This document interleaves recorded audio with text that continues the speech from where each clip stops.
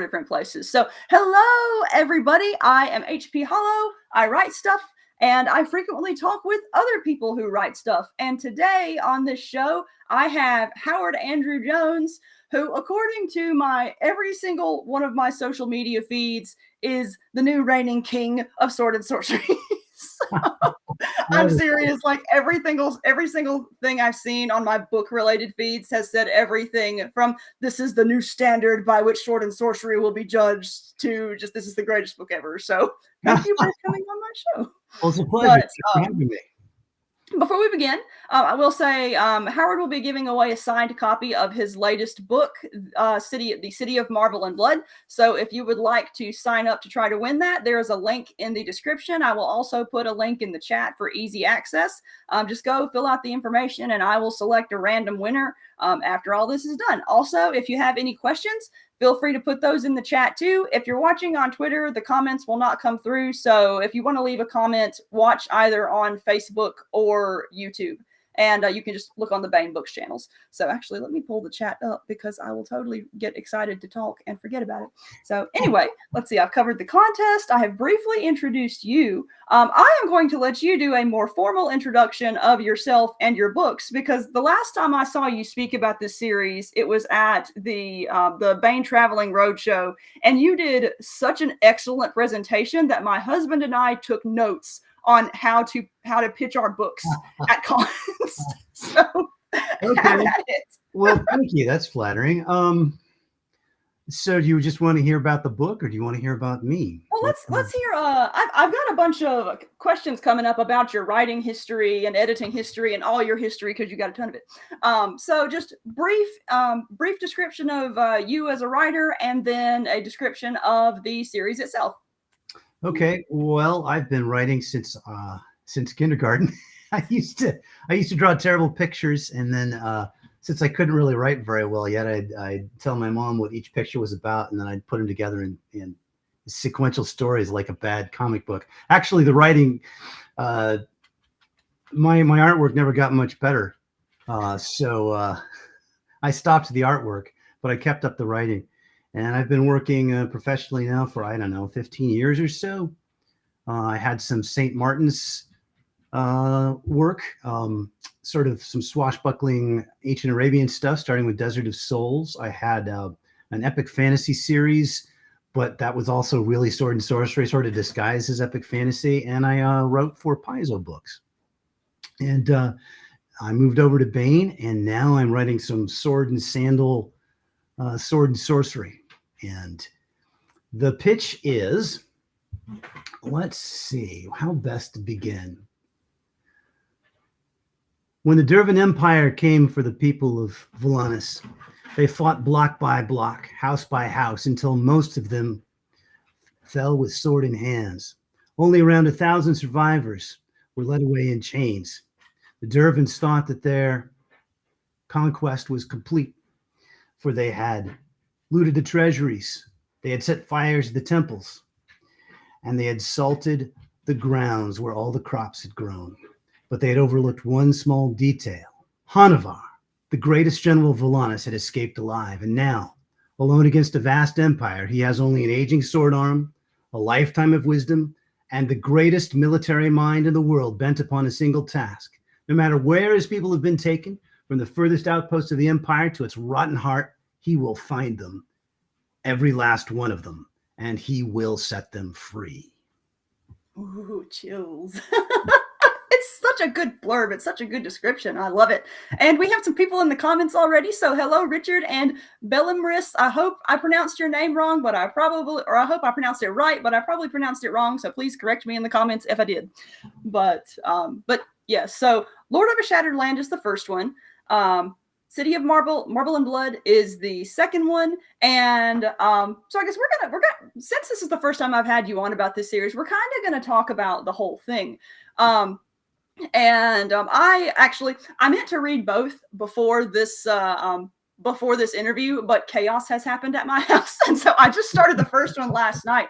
But I do have to say that I absolutely loved it from page 1. I think I'm 3 chapters into this point, but I really, really love how elegant and yet efficient your writing is. And so eventually I'm going to ask you about your writing technique because I'm curious and want to emulate it.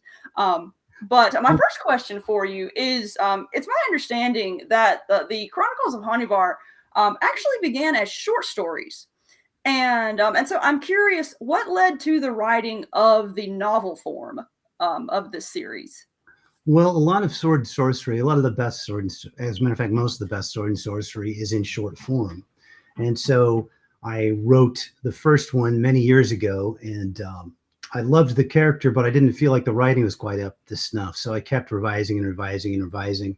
And then one day I got asked to submit a story to a compilation. And I said, okay, try this. And that was to Joseph Goodman, who later asked me to edit Magician's Skull, the magazine I edit. But he loved it and was very responsive to it. And I had so much fun writing it. I wanted to write more, but I wanted to write them in sequence. And after he took the second one, and after he took the third one, and I wrote them one following upon the other, I saw that I wanted to write an entire interconnected sequence of them. And I wanted them to lock in together like it is a television series where each episode stands alone but builds on the one before it, so that you could like tune in just for episode 5 and it would make sense. But there would be, if you had been reading from 3, 4, and 5, or from the very beginning, you would know that, oh, I've learned a little bit of backstory now that I didn't know before, or perhaps a mystery introduced in the background here is solved here. And then, of course, it all wraps up at the end of each book. There's a season climax. Mm-hmm. And I had so much fun writing that I wanted to do all of the books that way. And there was a question here, how many books? Well, right now we're slotted for 5. I'd like to do just 1 or 2 more. We'll see how well they sell. All right. I'm sorry, I'm distracted by the comments. So you answered one of our questions already. We have a ton of people in the comments. So hi Glenn, hi Tony. I was about to say hi host, but no, that's me. Hi Lance and Matt. I think Lance has already asked one of the questions I had on my list. So I think I'm actually going to hop ahead and ask his question, which is, let me bring it up here. How do you set up your stories? Your main character seems to be the drive of the story. Do you write him first and spin the story around him, or do you write the story and meld the character into the story? That's a good question. I have to have a fascinating character, rather a character that at least I am fascinated with before I begin construction. So these are all constructed as Hanuvar stories. And one of the things I wanted to do with this entire series is, if it's a story, I want it to be one that the events that happen in would only happen to Hanuvar. You can write a perfectly excellent adventure story and then plug in any wandering character. But I try in each instance to write one where the events unfold the way they unfold only in the way they unfold because Hanuvar is involved. And Heather, I think you've already seen that, of course, he's the smartest man in the room, right? I mean, he's, but then he has to be. He's completely outnumbered and outgunned in enemy territory.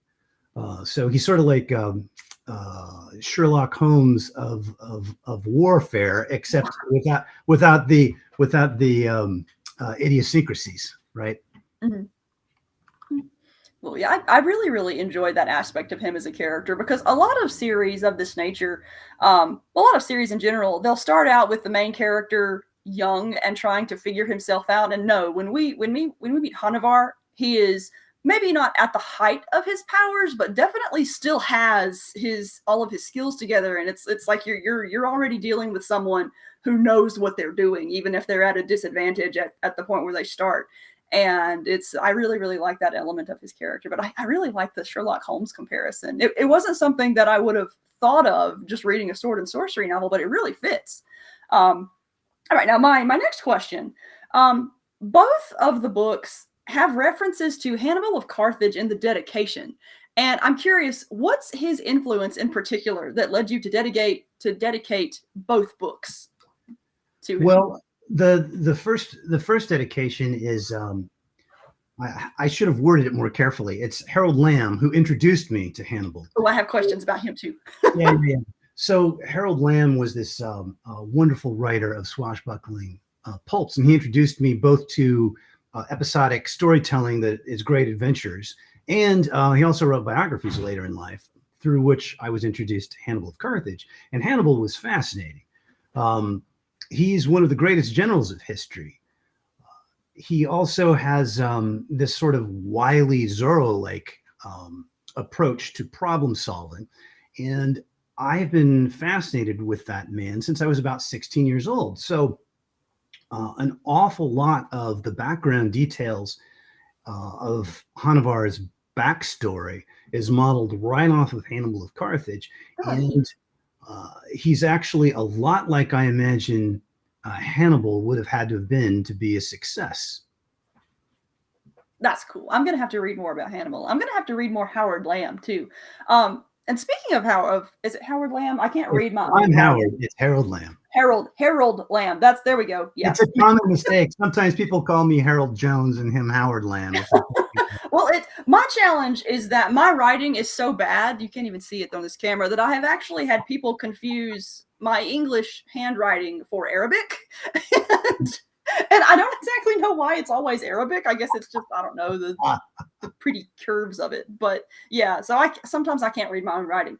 But Harold Lamb, I read on your website that you were kind of credited with bringing him back into prominence.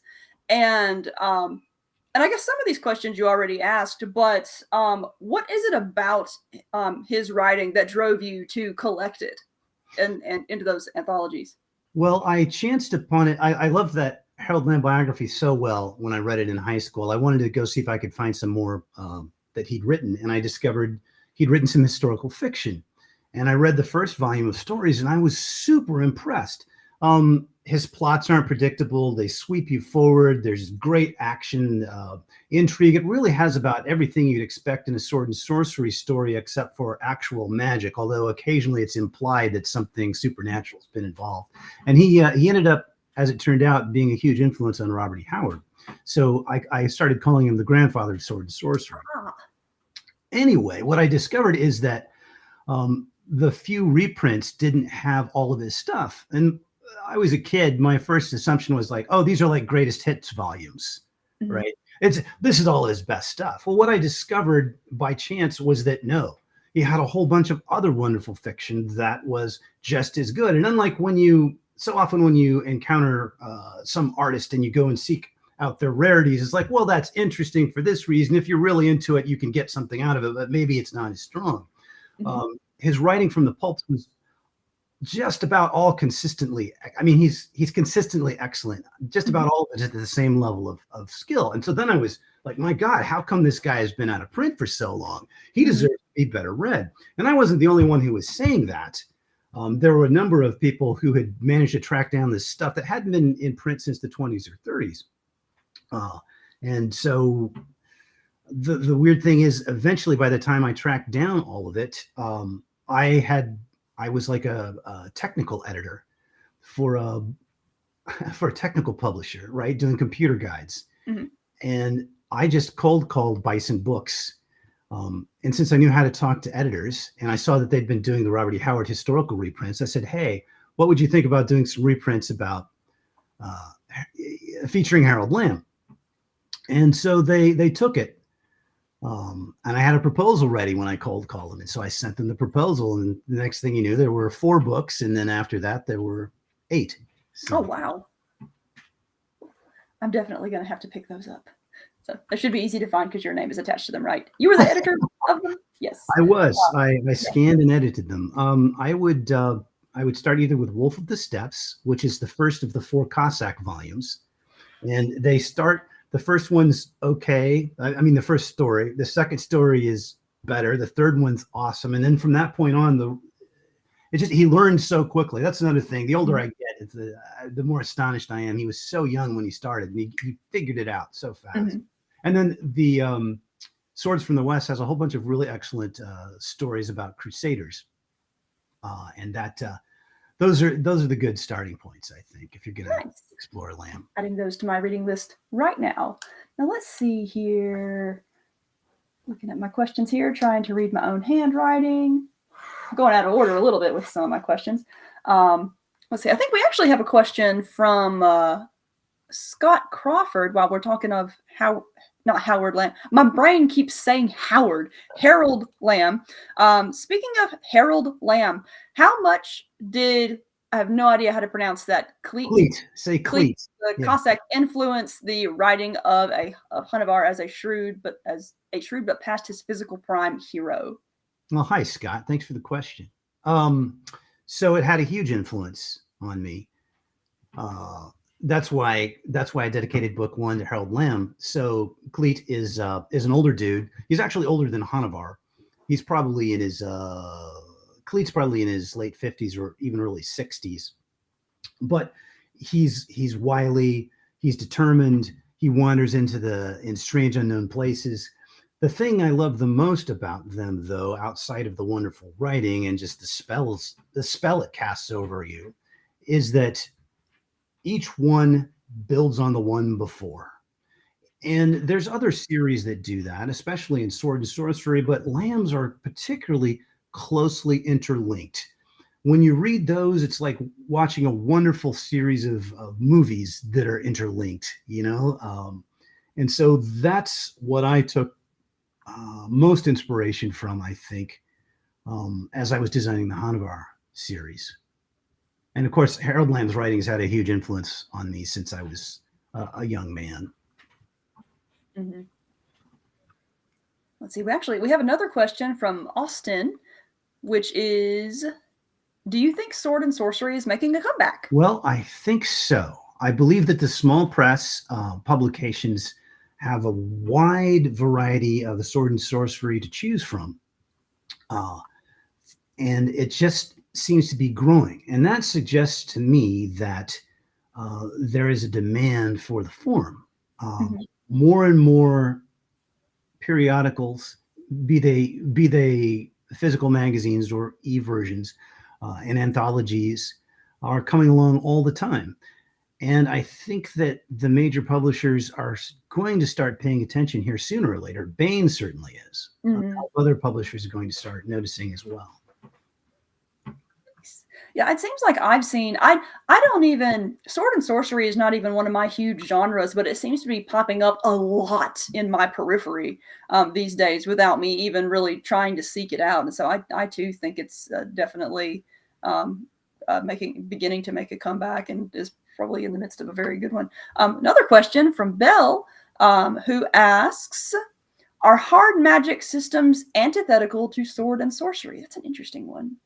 Well, you know, for the most part, yes, because Sword and Sorcery has very strong threads of horror, and sorcery and magic is usually part of that horror. It's something that is barely understood. It's the bad guys are using it. The forces are barely controllable or not really knowable, and so most of the time, the characters who are interacting with it don't understand it. Now, sometimes, of course, you have people who are wielding magic and they're the protagonists of the story. And in those cases, you might get a greater sense of how the magic system works. But I think one of the reasons that Sword and Sorcery may be becoming more popular is because it's turning away from some of the things that we've seen so much recently, which is these very detailed magic systems where pages and pages are spent describing it and going into the detail, where pages and pages are spent setting up long backstory before the story starts. And Sword and Sorcery is designed to keep pushing forward with the pace, only give you the world building as necessary to continue the story. It's all about the story. It's not about drawing in the background slowly and carefully. And that's one of the reasons I'm drawn to it, because while I do sometimes like reading stories that take their time, I get bored writing them. I prefer to get moving and have the characters hook me from the start. And anyway, so just as there's not going to be slow info dumps in Sword and Sorcery about how some character's background is, there aren't slow info dumps on how the magic systems work. Not most of the time. That actually leads me into one of my my later questions. Speaking of the pacing, which is, how do you handle pacing from a technique perspective? Because one thing I noticed when reading Lord of a Shattered Land is that even though it's a novel, it reads like a really snappy, fast-paced short story. And that's one of the things I love about it. So basically, how do you decide what details are necessary to the telling of the story? Well, first, thank you. I'm so glad that you feel that way. I get bored with slowly paced things. So that's one of the reasons it's fast paced. The other thing is that I really like hard boiled fiction, detective novels from the 50s, Western novels from the 50s, and those tended to be shorter. They don't start with, they throw you into the deep end. The characters you're following don't have a long, slow progressions like they're learning their powers. No, they're already competent when they start, just like a James Bond novel or a James Bond movie. We don't need James Bond's backstory. He's on a mission. We get to the mission. We see what the mission is. We see him figuring it out.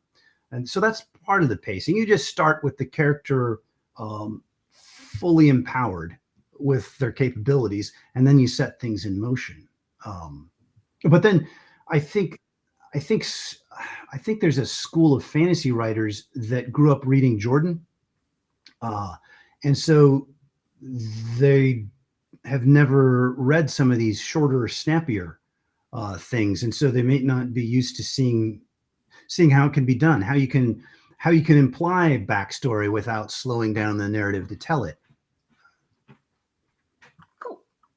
All right. While we're talking about writing, I'm just going to go ahead and ask my other writing question. Now, another of the things that I'm really enjoying about the series thus far is that it's very efficiently written, but it's also very gorgeously written. Like the writing is very elegant. And there have been several moments where I've just stopped and I've been like, you know what? I've only read 2 sentences about this character, but I feel like I already know everything I need to know about them. And so I'm curious, how do you decide to craft your descriptions? Like, how do you decide what words are the perfect ones that convey this much character in 2 sentences? Well, thank you again. Thank you again. So I love reading, like I mentioned, some of the old hard-boiled writers, Ross MacDonald in particular, Chandler, Hammett. They're succinct. They're so brief. They hone things down and they try to describe it as quickly and efficiently as possible. And I try to model the feel of my prose off of that to keep it moving, right? But then the other thing I do is I revise and I revise and I revise and I read it out loud multiple times until I really try to find the most efficient way to convey these things. Yeah, I do that too. It's really amazing how reading your work aloud can give you an entirely different perspective on it. That's a technique that I've adopted too. All right, let's see here. Oh, we have another question. This one from Lance, who says, I'm a huge fan of Elizabeth Moon's Paxenarian series. How do you know when the characters have run their course? Well, thank you, Lance. I have to confess I have not read the Paxenarian series, and I keep hearing about it. So I should probably, climb out from behind my shelf of hard-boiled detective fiction and try that out. As far as knowing when a character's run their course, I think when you're no longer excited to write about the character. So that has happened to me occasionally. I know when I finished the St. Martin series that starts with For the Killing of Kings, I was planning for a trilogy. I finished the trilogy. I'm like, I'm done. I was ready to be done with all but maybe 1 or 2 of them. But with Hanuvar, I'm just having so much fun. It's hard for me to stop. So, I mean, this character definitely hasn't run his course. That's my only advice is when you no longer hear the character. I remember Robert E. Howard writing something about that. Sometimes he sometimes felt as though Conan was standing at his shoulder dictating stories, but he also wrote that sometimes it just seemed like he would lose interest in one of his previous characters and the stories would just dry up. Now, here's here's a question for you. You mentioned that you only try to include the world building detail that's necessary to the story. Now, in terms of the world as a whole, do you already have everything planned out so that you know what details you can pick from, or do you invent it as you go along to service the story? Well, I have a lot of it figured Mhm. out. Um, so I have to invent things every now and Mhm. then. But yeah, I mean, I have a pretty good sense of how the world works. Um, I'm sorry, that's a really boring answer. Yeah, I mean, I figured out by this point most of it, but it's not like when I wrote the first story or the second story, I had it all Mhm. figured out. I began to explore, but the more I wrote, the more I had to step back and okay, let's sit back and really figure Yeah. out how this all fits together. When was Yeah. the first short story published? I can't remember if I asked that before. Well, let's see. I think the first one was published now about 5 years Okay. ago, and it was a slightly rougher version than the version that appears in Mhm. book one. Yeah. Now, is book one primarily the one that draws from the short stories, or are there elements of the short stories in book two as well? All the well, I shouldn't say all. Most of the published short stories are in book one. Mhm. I think there's 4 or 5 there's 14 tales in book one, Mhm. and I think there's 4 or 5 that appeared in an earlier draft, um, in various Mhm. places. There's one in Weird Tales. There's, I think, 3 from Magician's Skull, maybe 4, and then there was one that appeared in the anthology. But the rest of them are new to the book, and everything in book two hasn't appeared anywhere else. And there's 2 others that haven't been collected yet, but I'm going to work them Oh, in cool, to the narrative eventually. cool. All right. Actually, we've got a ton of questions from the viewers today. So here is one from Henry, who says, "Let's see, hello Howard. As you've structured your novels as a series of short stories, did you outline the overall arc of each novel in broad strokes and then break down each story, or did you use another method?" Hi, Henry. Yes, I have outlined the arc of each novel.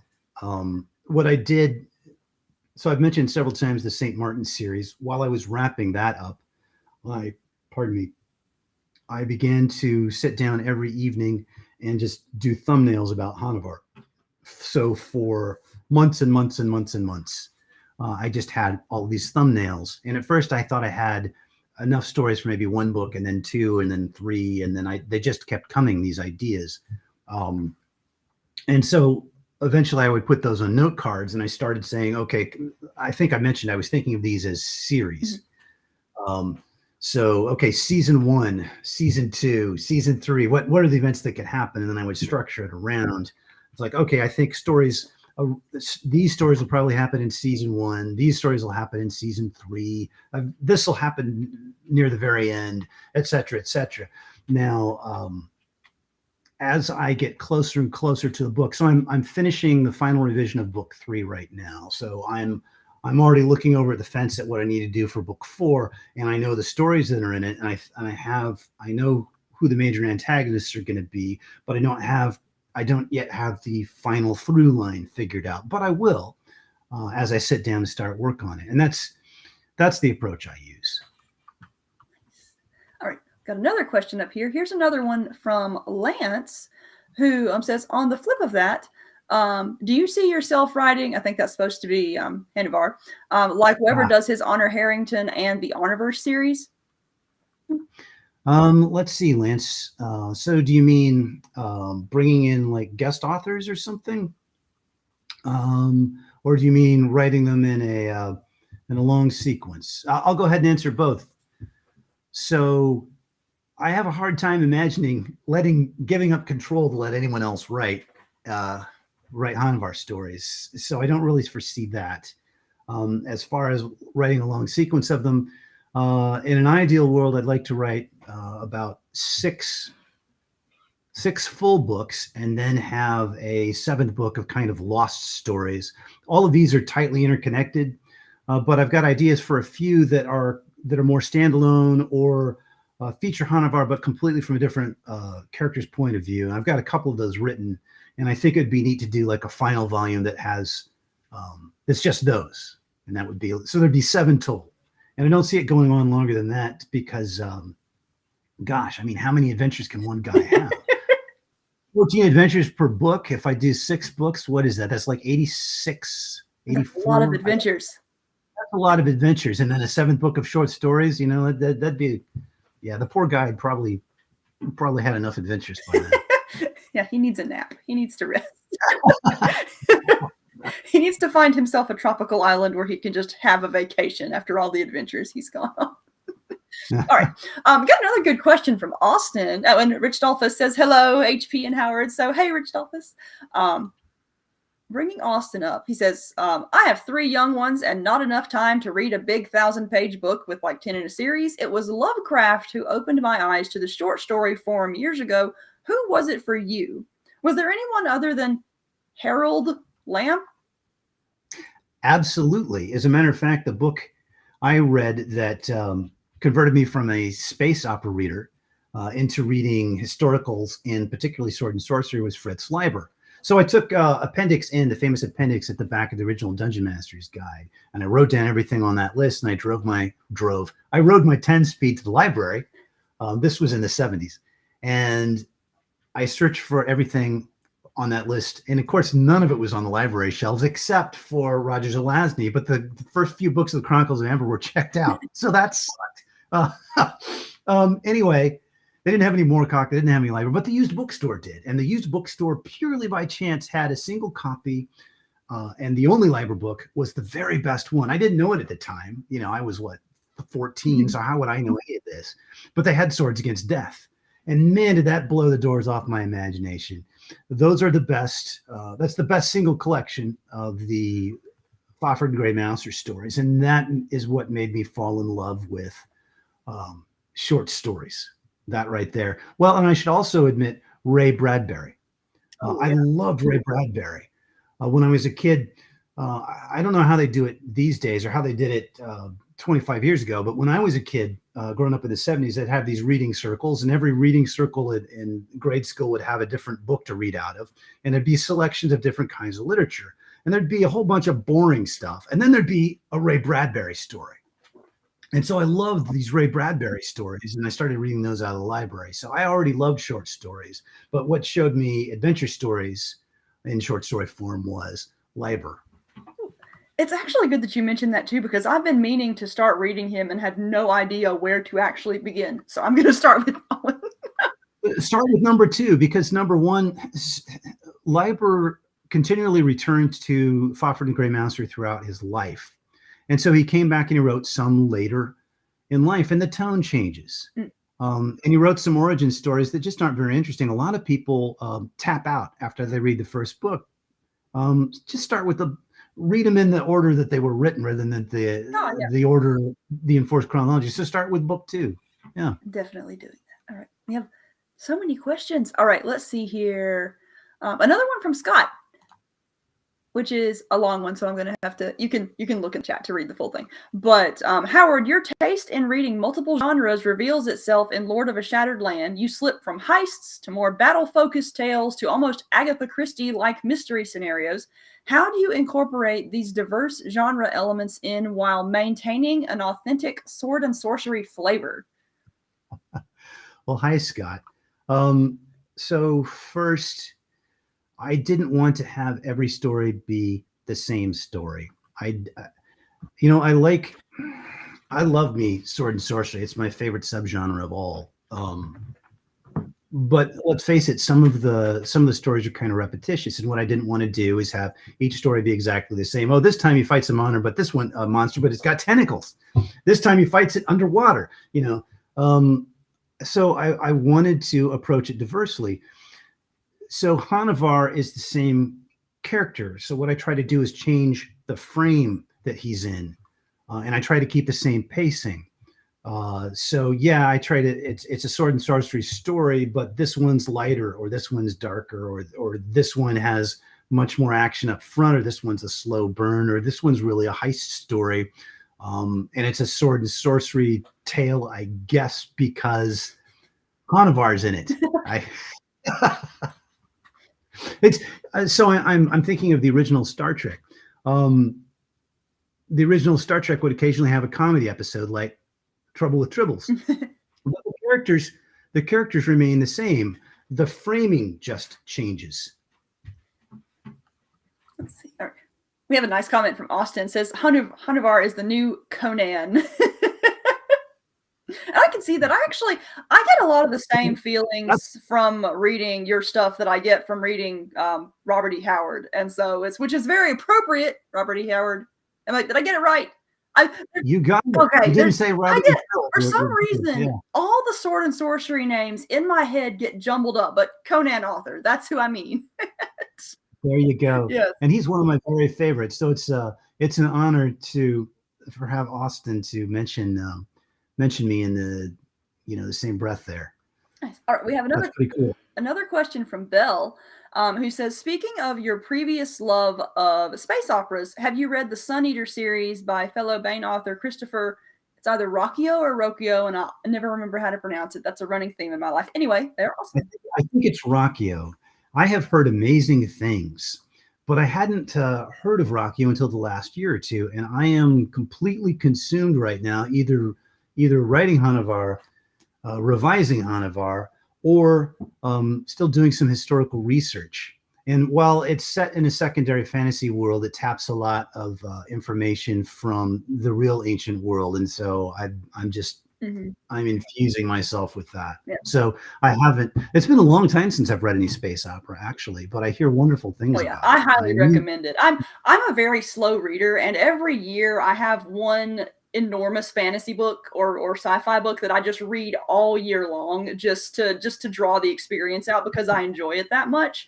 And that series is one of those where I'm in no hurry to read it because I'm in no hurry to leave the world, or in no hurry to finish it because I'm in no hurry to leave the world. And the writing again is it's absolutely wonderful. It's absolutely gorgeous writing. But yeah, if you only have a chance to read one huge book, I would say start with Empire of Silence because it is a magnificent piece. Okay. I see here that I didn't quite answer all of Austin's question. He says, let's see, I think he says, what different authors would you be with? Different authors would you be happy with? Yeah. Yeah, sorry, I completely missed that one. Sorry, Austin. All right, let's see. With different, I guess I'm not quite sure what you mean, Austin, if you wanted to follow up on that. And I thought I saw another one down here earlier that we might have missed. Let's see. Oh, Glenn, thank you for supporting the skull. I appreciate that. And Austin, I'm so glad that you caught up on it. I see that you've ordered the follow-up. So thanks, man. Let's see. I feel like I've missed someone's question in here because there's just so many questions this time around. Yeah, if you're watching and I have missed your question, just repeat it down at the bottom. And hello, Liam. And let's see here. While we wait for other questions that I have missed to show up, actually, I did have a question about your editing experience. So you have a huge history in sword and sorcery and fantasy, being the editor or one of the editors of Tales from the Magician's Skull and Black Gate also, right? How did being an editor influence your writing? Well, I think it's a really huge help as far as being able to step back and analyze. It's not the end all and be all because I still need beta readers. There's things I miss. While I was revising book 2, I thought I was through with a chapter. My wife came in, looks over my shoulder, and says, "Hey, there's a word echo there." And she says, "Oh, and there's another one in the line." And of course, I've read this out loud at this point 2 or 3 times, and she just wanders in, and immediately, my wife's a genius. But that I'm supposed to be a good editor, and I missed 3 word echoes on the same page. And so you're blind. You can be blind to the stuff in your own work. So you always need beta readers. But yeah, you develop. I was in-house technical editor at Macmillan Computer Publishing for God, how long was that? I think that's for 2 years, and then I was a freelance editor. Gosh, for probably 5 or 6 more.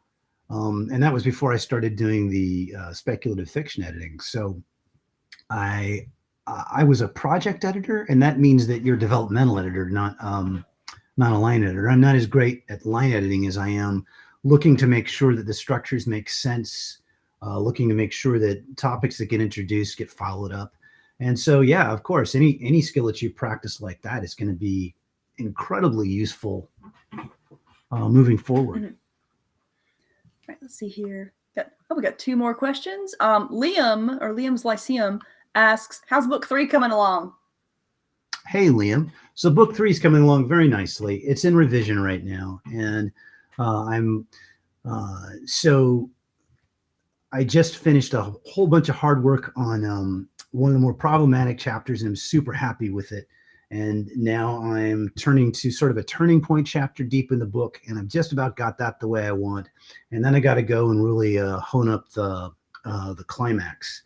And then I begin my process of reading it over and over. So I really hoped to turn it over at the end of October. I think I'm going to have to confess to Tony here sometime soon that I might need a couple extra weeks, but it's not going to be long. I'm going to be turning it over well before the end of the year, and then starting work on book 4. Nice. All right. Austin has clarified his question here.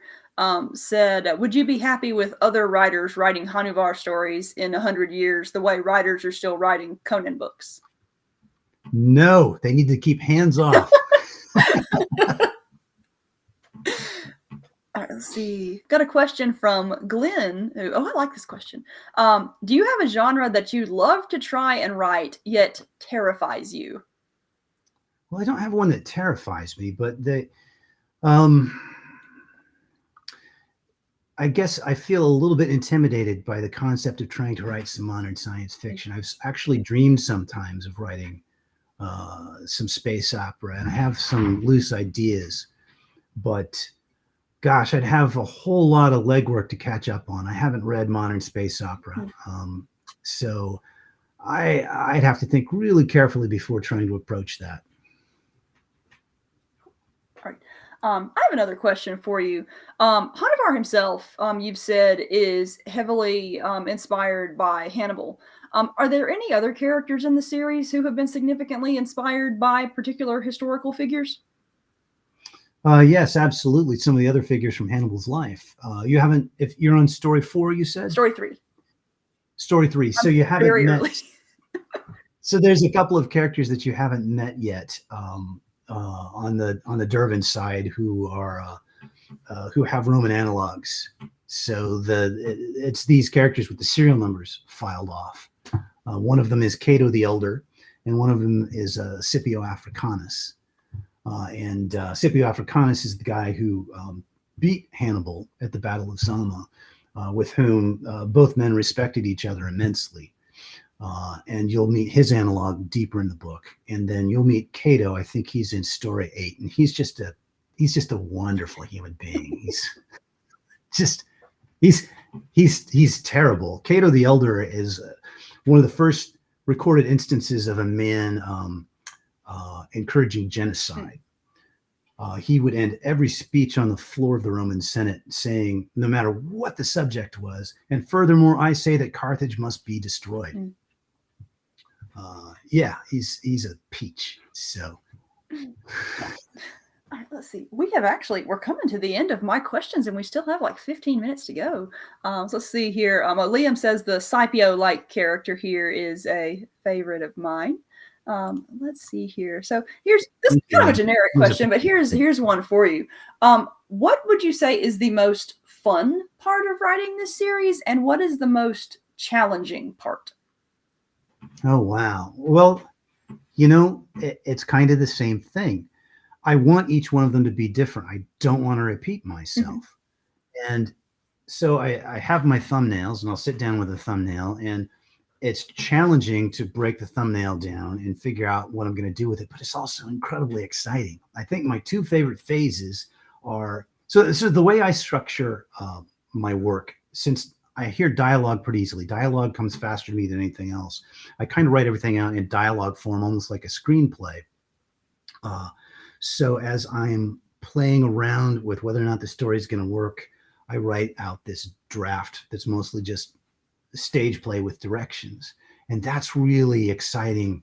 You hit roadblocks like, oh, this doesn't work, you throw out a scene, but then as you see that coming together, and then the satisfaction at the end. I also write longhand in a notebook while I'm exploring like that, and when I get to the end, it's like, oh yeah, I think this is going to work. That's really exciting, but it's also been challenging to get there. And then my other favorite part is at the end, once I've got the story onto the page, the computer page, and I've added in my similes and my metaphors, and I've improved the description, and I've got the dialogue mostly refined, and then I begin to revise. And I love that sense as you're polishing and you can feel it getting better and better and stronger. But again, that's challenging. Anyway, I guess it's good to have my favorite phases be the beginning and the end. What would you say is the most unexpected influence on your work? The most unexpected. Well, you know, it obviously has nothing to do with Star Trek. There's no phasers, there's no warp engines, there's no Vulcans, there's no transporter beams. But so there's a Star Trek influence in the sense that there's a little bit of Captain Kirk in Hanuvar. And I don't mean, there's a misconception these days that Kirk is this swaggering skirt chaser, and that's not true at all. I think people have him confused with Zap Brannigan. Yes. So there's a little bit of Kirk's innate decency and dedication to his cause. Mm-hmm. If you've seen the best episode of the original Trek, you know that the ship and the crew matter more to him than anything mm-hmm. else. And there's a little bit of that in Hanuvar. And then the other surprising influence might be Batman the Animated Series. Ah. I love Batman the Animated Series, and so my son Darian Jones drew the map at the front of both books, and I'm sure he's going to be drawing the map at the beginning of book 3. But he did this really brilliant analysis. He says, you realize that every episode of Batman the Animated Series, the villains are all some sort of way to highlight an aspect of Batman's character. He said, ooh. So they're either the opposite of his character, or they allow, this one is so obsessed with justice that Batman seems a little bit less obsessed, or this one is about like the Scarecrow is all about fear. It's an exaggerated thing. Well, Batman likes to instill fear in his enemies, but this aspect of his character gets exaggerated in the Scarecrow so that fear is all consuming. That's what he wants to do. And so that got me thinking about approaching the Hanuvar stories that way, and the villains. Well, what aspect of Hanuvar am I highlighting in this particular adventure, right? So I also love Justified, the TV series. I love how much each line of dialogue counts and how much character is revealed through dialogue. And again, I don't think that it feels at all like Justified, but I try to make the dialogue mm-hmm. of the individual characters sound like it's coming from a distinctive character rather than just, you know. I'm finding so many things I need to read and watch now through this interview. All right. Well, Justified is excellent. Anyone who loves great storytelling and great stories, and keeping in mind, I had no interest in watching a modern detective drama mm-hmm. about a guy, a U.S. Marshal, mostly hunting down drug dealers. Mm-hmm. I don't care. But the stories are so good. The acting is so good. The first season starts strong enough. It's like a well-written, typical detective drama. Mm-hmm. But then by the end of that first season, it's so interconnected and so well done. It's like, wow, I can hardly wait to see what happens next. And it just gets better. It's so good.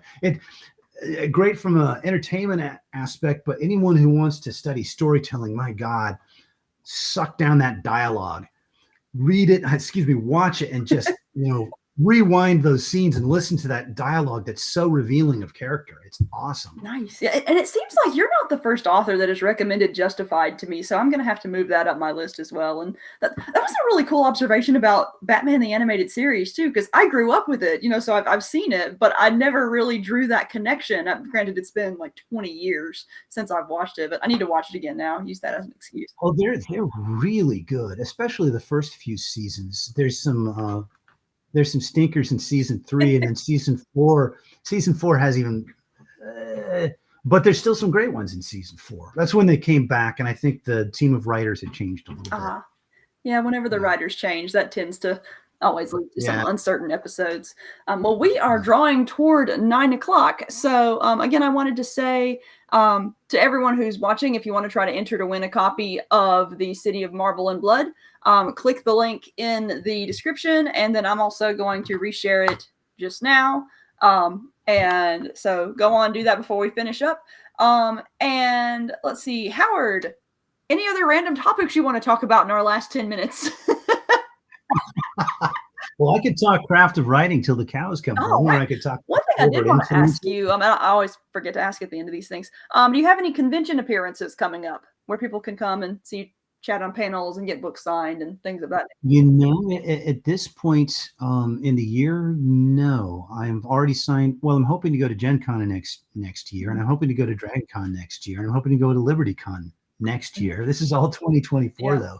2023, I've been out and around, gosh, to 5 or 6 conventions. Yeah, you've been everywhere this year. Yeah, I think I'm done. I need to finish book 3, and I need to get cranking on book 4. Yeah. So Cons are fun, but they do take away from the writing time. Are you going to be at MarsCon in January by any chance? No. Oh, I will see you at one I've of never these. been to MarsCon.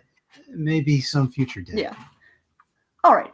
So let's talk the craft of writing. Do you have any particular writing rituals that you follow, like where you have to use this specific notebook, or are you a computer person, or do you have to write at a specific hour of day? Like, how do you approach it? So I've been a house husband for a while. The kids are moved out now, but when you have small kids around, you just have to write when it's convenient, and forget rituals or set times. You just got to fight for the time. So that's not a thing of mine anymore. I do prefer to do all of my outlining and my experimental writing. What do they call it? Exploratory writing. I do that in the notebook. I don't know why. Maybe because I spend so much time staring at a glowing screen the rest of the time. When I do that in the notebook, it allows me to get away. And that even happens if I suddenly realize, I'm sure this has happened to you, Heather, the story's working pretty well, and then suddenly you realize, oh my God, I've got to write a new scene. Yep. I've got to step back and figure out how this scene works.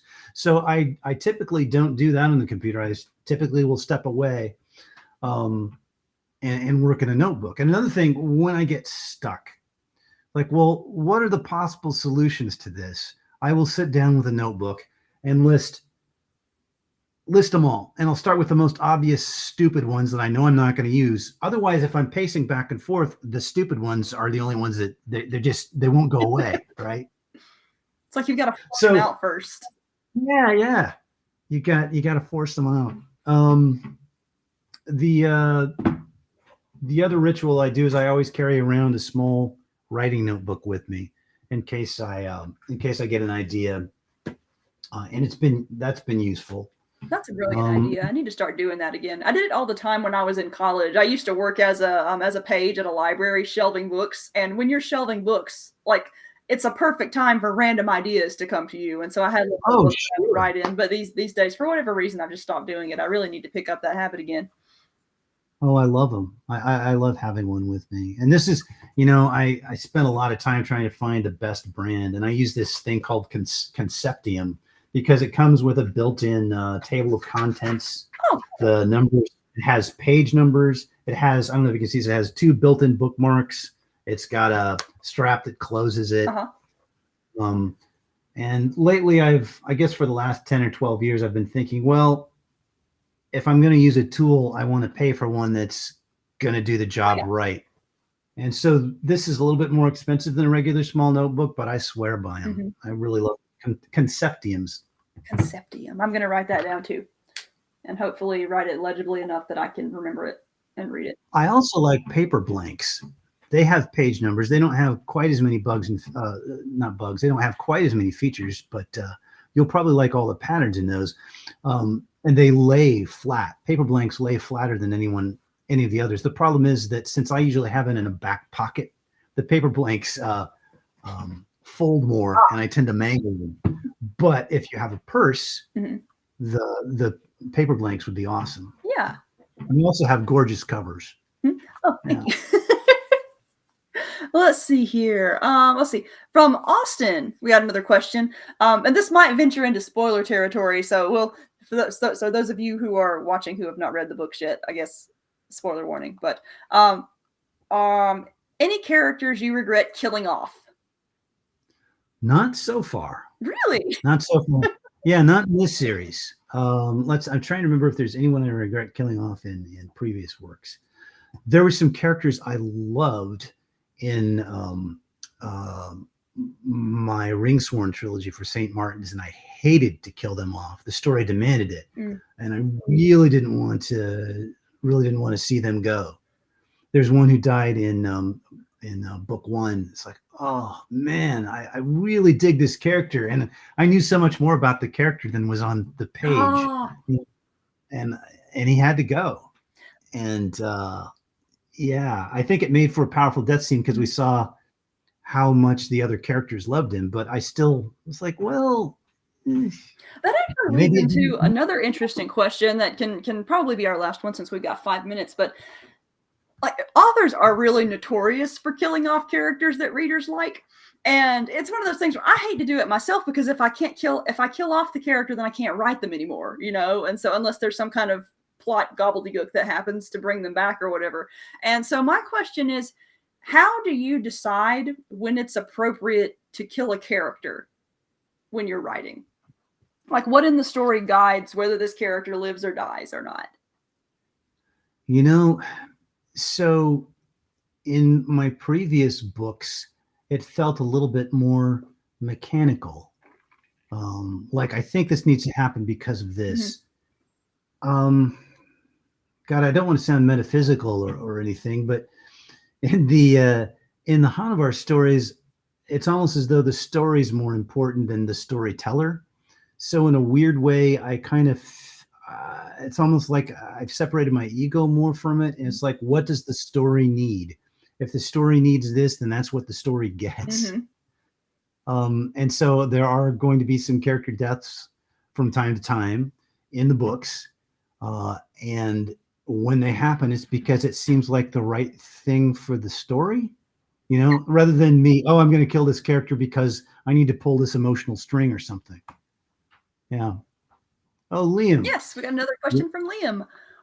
Let's see. Why have the Dervan Empire and not a republic? That's a good question. So Hannibal, of course, was fighting the Romans during the Republican days, not during the days of Empire. So they were still a republic. As a matter of fact, probably through fighting him, some of the seeds were planted that led eventually to dictators, which of course eventually led to emperors and empire. But I went with the empire because I wanted to do some of the stuff that people are used to seeing when they see Roman historicals, right? There weren't gladiatorial combats at all to the extent that we see in the Empire days, during Republic days. Now, there were apparently occasional gladiatorial bouts in small ways, but not any. So I wanted to do that. I wanted to give emperors. I wanted to do some of the stuff that people are used to seeing. Plus, I wanted to create an emperor as a symbolic figure of an opposition, right? It's much harder to have, oh, well, I'm the evil senators, all 300 something of them. It's like, well, that's really hard to imagine. But an emperor, it's much easier to talk about the emperor's will and all that stuff. So yeah. Also, it just felt right. Yeah. So cool. All right. Well, it is just about 9 o'clock, so I am going to wrap us up here. Howard, thank you for joining me. This was great fun, and I'm looking forward to, well, finishing the first book and then reading all the subsequent books. Let's see here. Do you have any book release news, where people can find your books, anything let's see. Oh, let's see. We got another comment from Austin. Oh, this actually brings up, Austin says, warriors don't cry, they do when a hero dies. I just encountered that quote, and that is one of my favorite things I have encountered in book one thus far. That's just an excellent send-off for that one character. So yeah, now we will officially start closing it out. I love that quote. I just wanted to say yes. And but anyway, people can find your stuff at all the good bookstores, right? Do you have a specific store that offers like signed copies or anything? Or I do not. Perhaps I should. Is that a thing? I'll have to figure out how to do that. No. The book should be available everywhere book one is, and I believe book 2 is physically available in just the coming days, is what I believe. I think it's officially released on the 17th, but I know that some people, what is it, the 14th? I know that some people are already starting to receive copies that they pre-ordered. So perhaps it's shipping out early to some avenues. I don't know. Yeah. All right. Well, thank you again for joining me. Everybody go read his stuff. And goodbye, everyone. Thanks again for having us. It's nice chatting with you all.